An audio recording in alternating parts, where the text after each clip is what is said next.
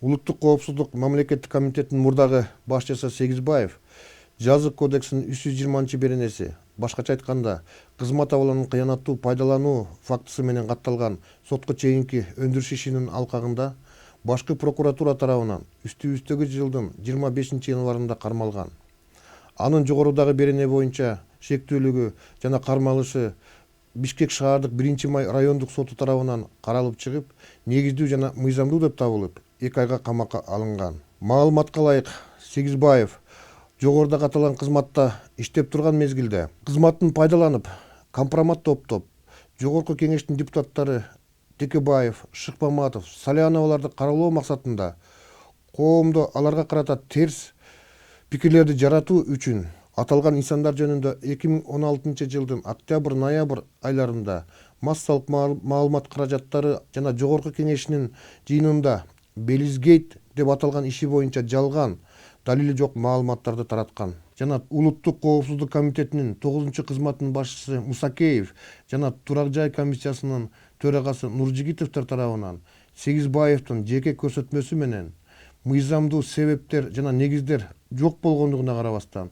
прапорщик Жумагуловго жогорудагы турак жайдан 3 бөлмөлүү батир мыйзамсыз берилгендиги аныкталган.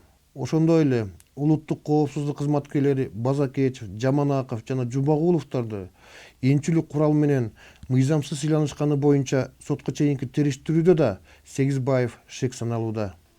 Мындан тышкары атайын кызматтын мурдагы жетекчиси Сегизбаев Аламидин райондук мамлекеттик администрациясынын, Ташмойнок айыл өкмөтүнүн, Аламидин райондук сотунун жана башка кызмат адамдары менен туруктуу коррупциялык схема түзүшүп, чет мамлекетке чыгып кеткен жана каза болуп калган мурдагы жер ээлеринин атынан жасалмаланган ишеним каттарды пайдалануу жолу менен Аламидин райондук сотунун мыйзамсыз чечимдерине таянып, жалпы аянты 18,46 айыл чарба багытындагы 92 жер тилкесин, ошондой эле Кой Таш айылында жайгашкан 2,2 гектарды түзгөн Жайыт багытындагы жер тилкелерин жакын туугандары жана өзүнө байланышы бар адамдары менен биргеликте ээлеп алышкан. Ээлеп кетүүчү жагдай жогорудагы жер тилкелердин айрымдары боюнча соттук кароолор кыска убакыт аралыгында жыйынтыкталып чечилген. Сотко чейинки териштирүүдө жогорудагы жерлер боюнча жер салыктары төлөнбөгөндүгү жана анын жакын туугандарына катталган жайыт жерлеринде уруксат кагаздары жок капиталдык курулуштар жүргүзүлгөндүгү аныкталган. Дагы бир факт.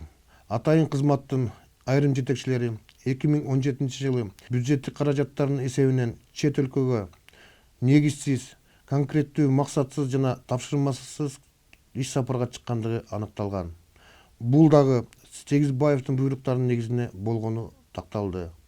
Азыркы учурда мамлекетке келтирген зыяндын өлчөмү такталууда. Жогорудагылардан сырткары дагы бир сотко чейинки өндүрүш иши жашыруун грифи менен жүргүзүлүүдө. Бүгүнкү күндө Сегизбаевга карата жалпысы 6 сотко чейинки өндүрүш иши жүрүп жатат.